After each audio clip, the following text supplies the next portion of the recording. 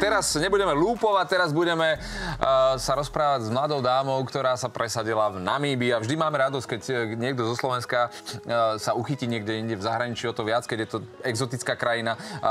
Keď hovoríme o našej hostke, o Martine Pieper, ktorá pochádza z Prešova, žije už ale roky, ako sme spomínali, k tomu sa dostaneme v Namíbii, kedy si bola učiteľkou, dnes je úspešnou stylistkou, dokonca vyhrala aj súťaž krásy, spolupracuje so známou speváčkou a bojuje proti násiliu na ženách či menšinách, či už v Namíbii, ale aj tu u nás na Slovensku je veľmi aktívna v tomto smere. No a sme veľmi radi, že Martina potom, ako prišla asi na 2 mesiace na Slovensko, zastavila aj tu u nás v Teleráne. Vítaj! Vítaj medzi nami. Ahoj. Ďakujem, ahojte, som veľmi rada, že tu môžem byť s vami. Ďakujem. Ako už Roman spomínal, že niekoľko rokov žiješ v Namíbii. Je to konkrétne 20 rokov, vďaka svojmu manželovi. V čom je táto krajina iná od našej? Je pomalšia, oveľa väčšia, oveľa menej obyvateľov a v podstate má strašne veľa priestorov, ktoré ešte nie sú obývané, nie sú industrializované, keďže sú tam dve najväčšie púšte, takže je to krásna krajina. Čiže sa tam všetci navzájom poznáte? Viac menej, áno. Odišla som z Prešova, aby ma nikto nepoznal a v podstate a tam nevyšlo. ťa poznajú všetci.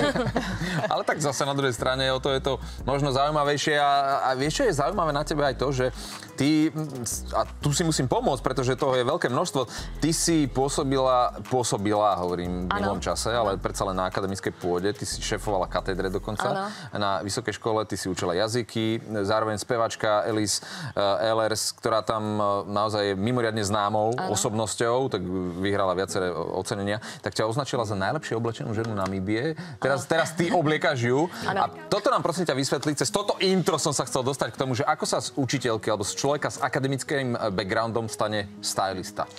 Ono sa to zlomilo ešte v podstate v čase, keď som žila v Nemecku, kedy som pochopila, zrejme dospela, že človek nemusí byť inteligentný a škaredý, môže byť aj inteligentný a pekný a dobre vyzerať a dobre sa obliekať a byť ženský a vlastne ukázať aj tie feminínne črty, ktoré má. A v podstate vtedy som sa začala takto nejak viac venovať aj móde, aj trendom a kombinovať si rôzne veci, ktorých som sa dobre cítila, ale v podstate môjim základom toho, čo robím a čo robím aj v stylingu je, aby sa človek cítil dobre vo vlastnej koži. Takže to som sa tak nejako snažila skombinovať. Ako prišlo k tejto fúzii s touto speváčkou? K tejto fúzii prišlo vlastne úplne náhodne, respektíve nie až tak náhodne. Odmala som bola aktívna aj v umeleckej komunite. Chodila som na zúšku, robila som divadlo a tak ďalej a tak ďalej. A v podstate chcela som sa aj v Namíbii dostať k ľuďom, ktorí sú mi nejako blízky, čo sa týka záujmov, čo sa týka uplatnenia. A Lisa Ehlers je jedna fenomenálna žena v Namíbii. Je to mladá žena, matka a takisto filantropička.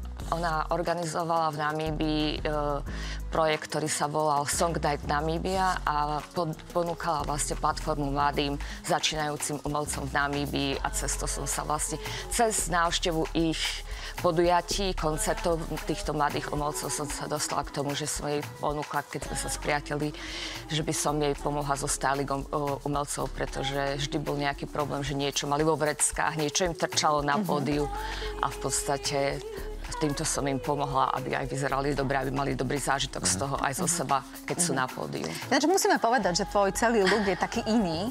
Inakosť veľmi tak ako keby prisáva ľudí druhých. To možno aj práve táto speváčka si povedala, že by chcela vyzerať ako ty. Ale ty si vyhrala súťaž krásy, ako vlastne aj Roman povedal. Ako je to sa presadiť v podstate v inej krajine?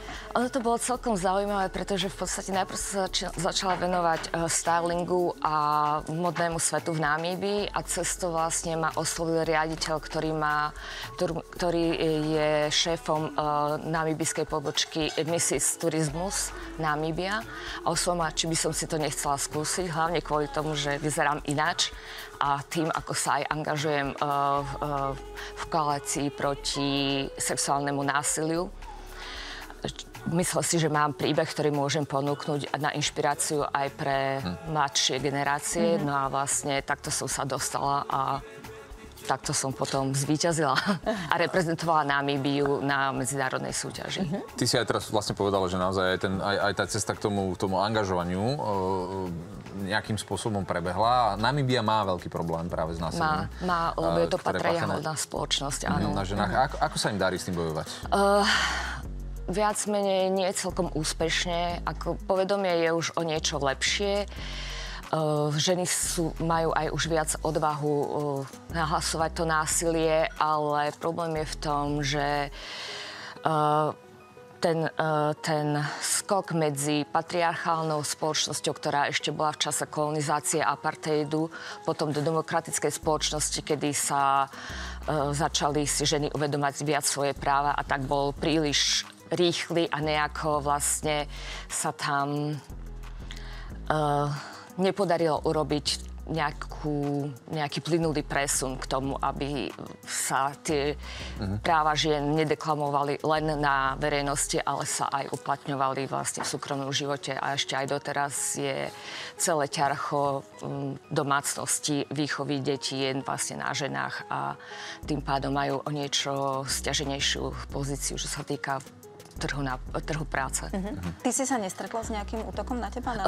Ja osobne nie, našťastie, ale mám aj v okruhu mojich známych mám priateľky, ktoré vlastne aj úplne nevedomo sa vlastne stali obeťami psychologického násilia. Tak držíme palce, aby aj cez tvoju činnosť sa podarilo bojovať s týmto neduhom aj v Namíbii, pretože aj u nás sa vyskytnú takéto prípady, ale evidentne tam je to o mnoho viacej.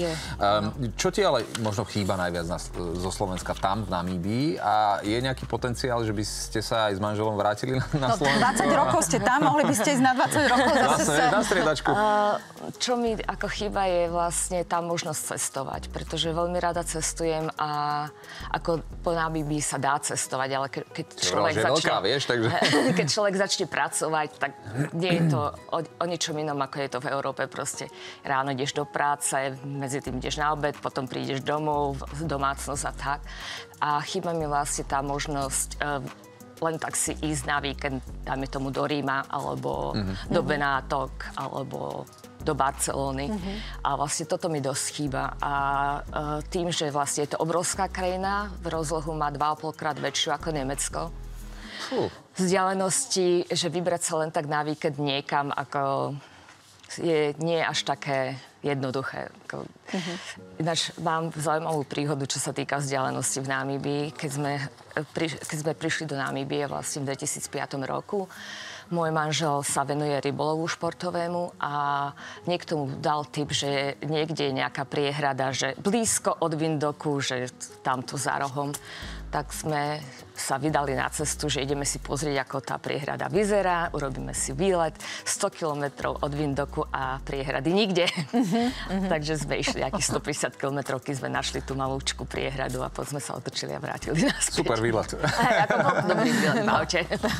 Tak ale ty si urobila výlet nie síce do Ríma, ale do Bratislavy. Ďakujeme, že si medzi nás prišla. A držíme palce hlavne. Veľa zdravia, to prajeme všetkým, ale to je to najdôležitejšie. A keď hovoríme o zdraví, tak na tom treba pracovať.